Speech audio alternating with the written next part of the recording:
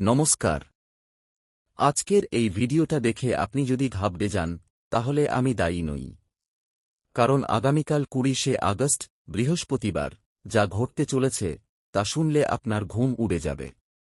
আমি গত ৩ দিন ধরে আগামীকালের আকাশের দিকে তাকিয়ে আছি।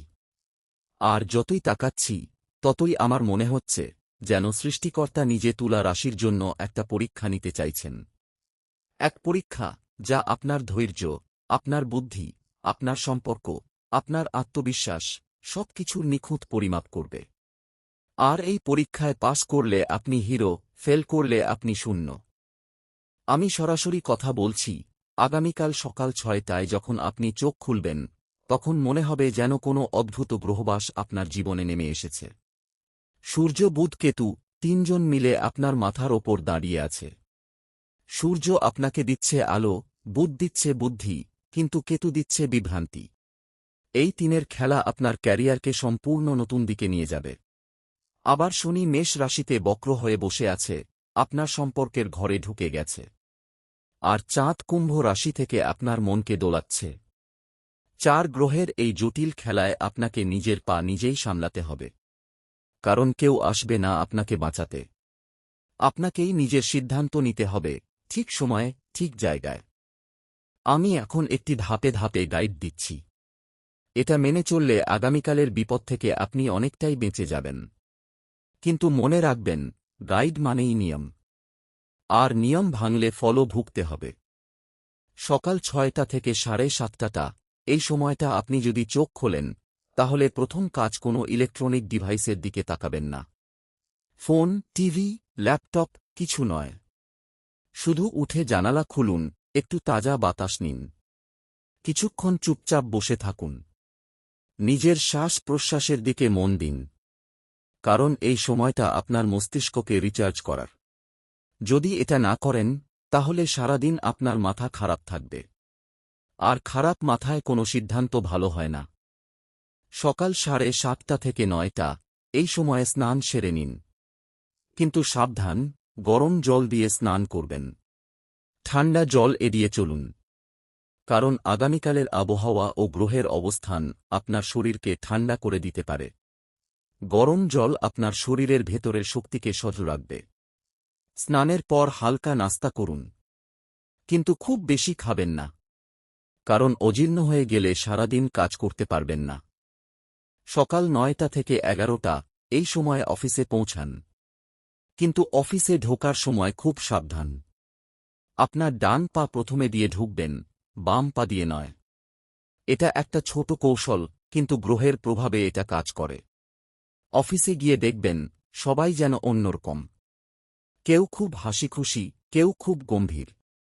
আপনার সহকর্মীরা হয়তো আপনাকে নিয়ে কিছু আলোচনা করছে। কিন্তু কোনো প্রতিক্রিয়া দেখাবেন না। চুপচাপ নিজের ডেস্কে গিয়ে বসুন। শুধু কাজ শুরু করুন। এই সময় কারো সাথে অতিরিক্ত কথা বলবেন না। সকাল ১১টা থেকে দুপুর ১টা এই সময়টা অত্যন্ত গুরুত্বপূর্ণ। আপনার বস বা ম্যানেজার হয়তো আপনার কাছে আসতে পারেন। তারা কোনো গুরুত্বপূর্ণ কাজের কথা বলতে পারেন। অথবা কোনো নতুন প্রকল্পের অফার দিতে পারেন। কিন্তু আমি বলছি, এই সময়ে কোনো হ্যাঁ বা না বলবেন না। তারা যা বলবেন মনোযোগ দিয়ে শুনুন।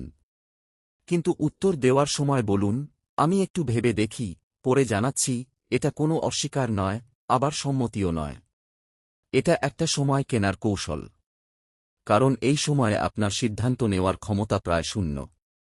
আপনি যদি হ্যাঁ বলেন তাহলে পরে আফসোস করবেন। আর যদি না বলেন তাহলে সুযোগ হাতছাড়া হবে।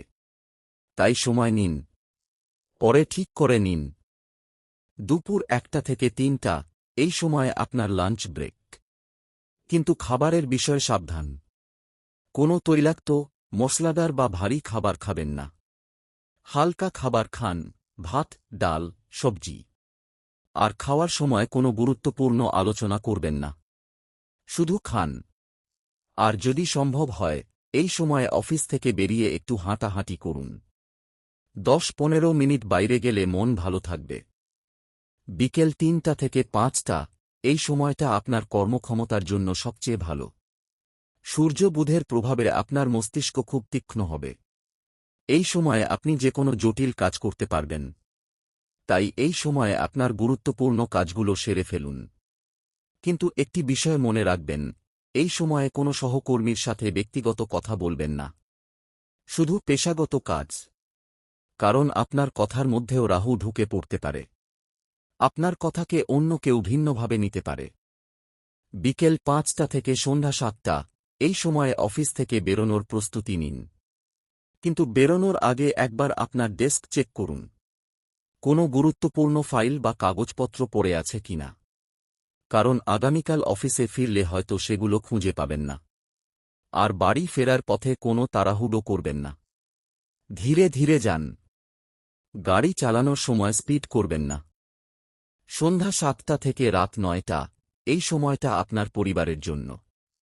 বাড়ি ফিরে পরিবারের সদস্যদের সাথে সময় কাটান। কিন্তু এই সময়েও সাবধান, আপনার সঙ্গী বা পরিবারের সদস্যদের সাথে কোনো গুরুত্বপূর্ণ আলোচনা করবেন না। শুধু হালকা কথাবার্তা। খাওয়া দাওয়া নিয়ে কথা বলুন। দিনটা কেমন গেল সেটা নিয়ে কথা বলুন। কিন্তু কোনো গভীর সম্পর্কের আলোচনা করবেন না।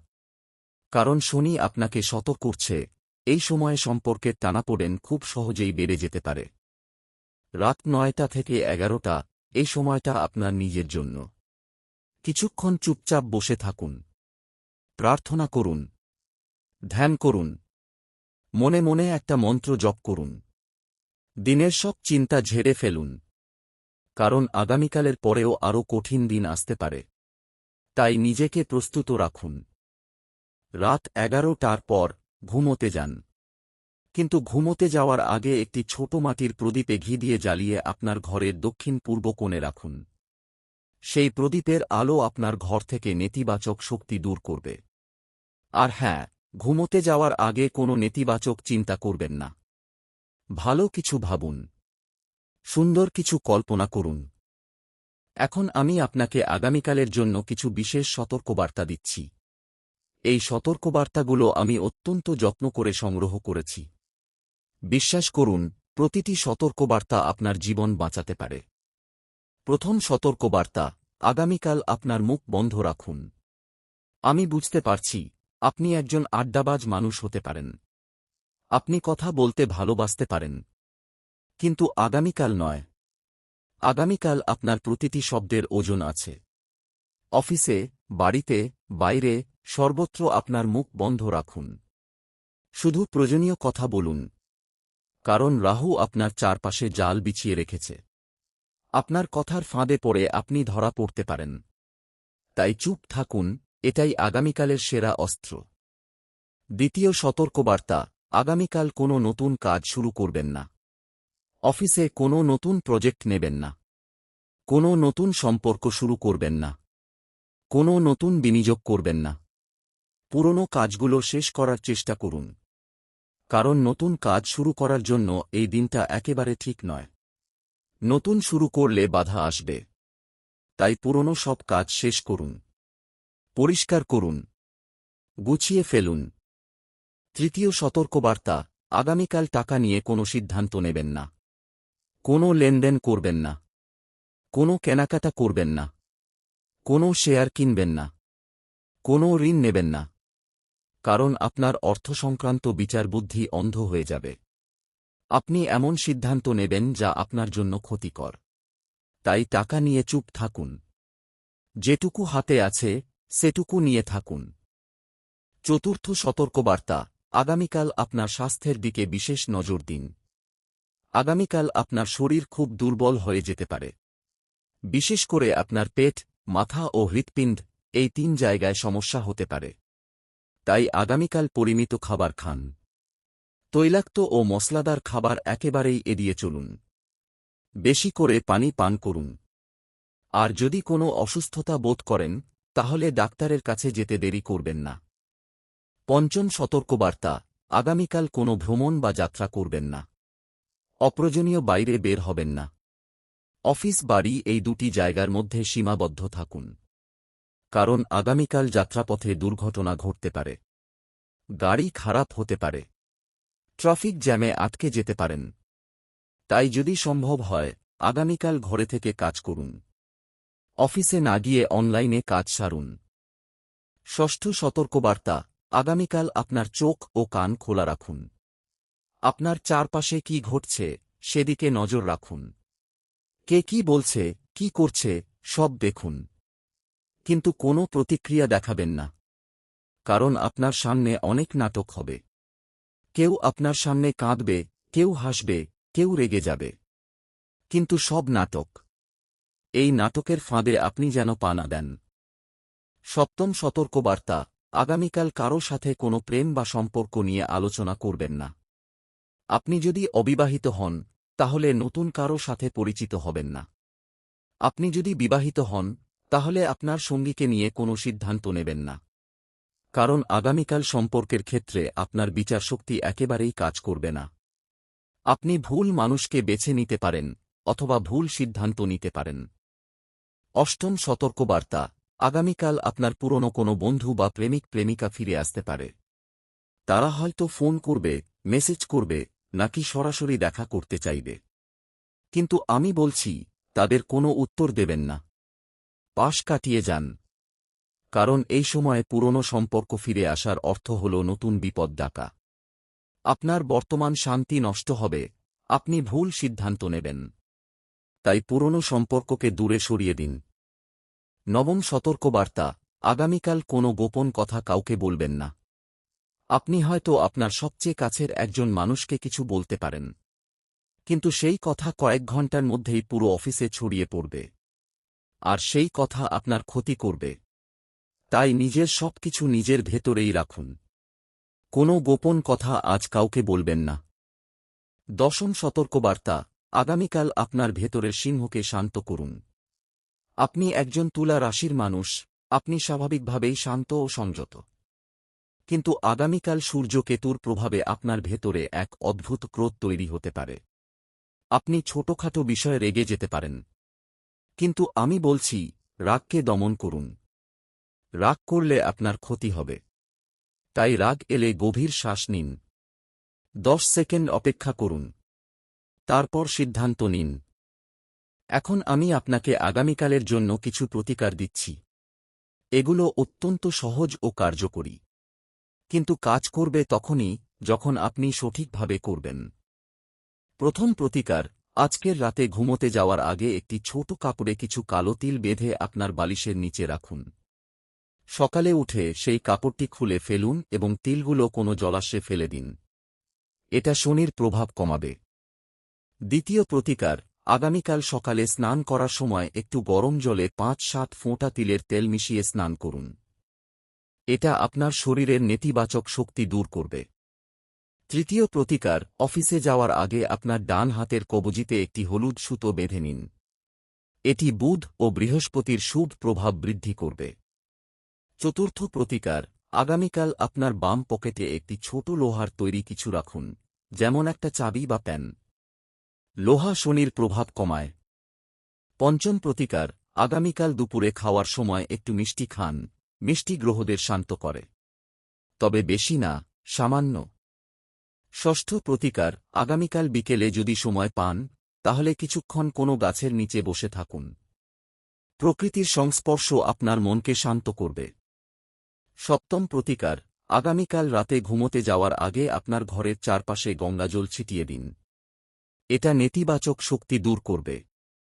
অষ্টম প্রতিকার, আগামীকাল সারাদিন আপনার ডান পকেটে একটি লাল গোলাপের পাপড়ি রাখুন। এটি সূর্যের প্রভাব বাড়াবে। এখন আমি আপনাকে আগামীকালের জন্য একটি বিশেষ মন্ত্র দিচ্ছি।